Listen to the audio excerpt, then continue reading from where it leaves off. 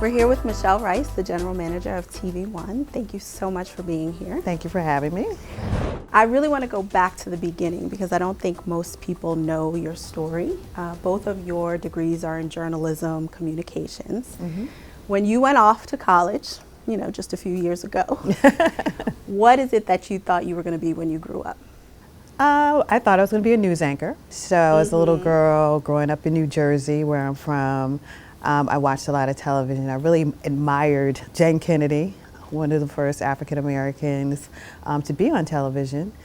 Majored in broadcast journalism at Temple University and worked in a newsroom for a little while. And while I was there, met a young black reporter who said to me, you know, only 1 in a million will ever make it to that news desk. And if you're not satisfied, then this may not be the career for you. And I said, okay, that's good advice. This is not the career for me.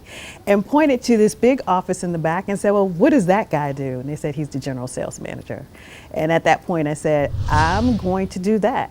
I'm going to be in the business of television. And basically that's how I patterned the rest of my academic time at Temple University and then getting a graduate degree at University of Southern California. You're what's called an inaugural employee at TV1. You've been there since the very beginning. What made you decide to take a chance on a startup network, a network for black people? It could have been a big career risk.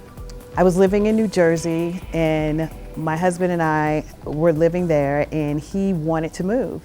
And he actually ripped out an article, and it was an article that talked about Radio 1 and Comcast launching a new television network, TV1.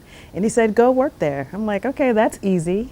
I set my mind to it and I met the first CEO, Jonathan Rogers, at the Kate's dinner and came in an interview and got a job there. So it has been a wonderful learning opportunity for me and an experience. And I'd worked at a startup company before. I was actually one of the employees that helped launch MSNBC. So it wasn't foreign to me.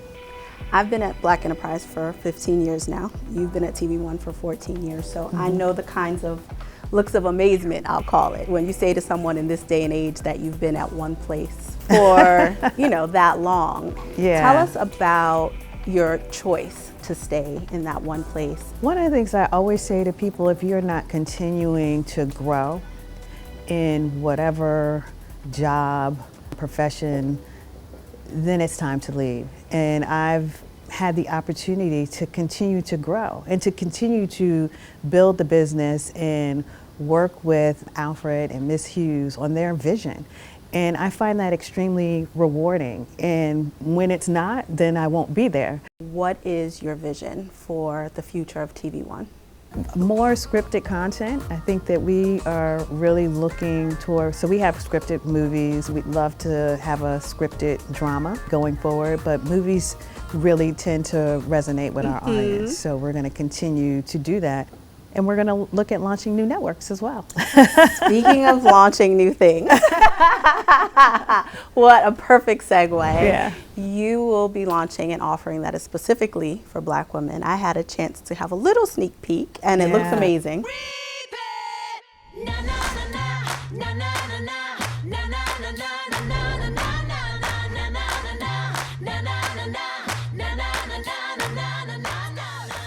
Tell us about it. So the new network is CLEO TV, and CLEO is short for Cleopatra. Cleopatra was an iconic leader of her time, just like, and a rule breaker as a leader. And so the young women of our time are also bending lots of rules. And we don't see that on television. And so this network will focus more on millennial women of color and younger Gen X women of color. When we looked at what this segment was watching on television and content that they were consuming digitally, a lot of it was travel, food, and home. And of course they watch those things on television as well, but you're not seeing black hosts on those shows. You're not seeing trips that really are looking at our culture and the things that we like to do when we travel. And so these things will be specific to that. And so I'm really excited about it.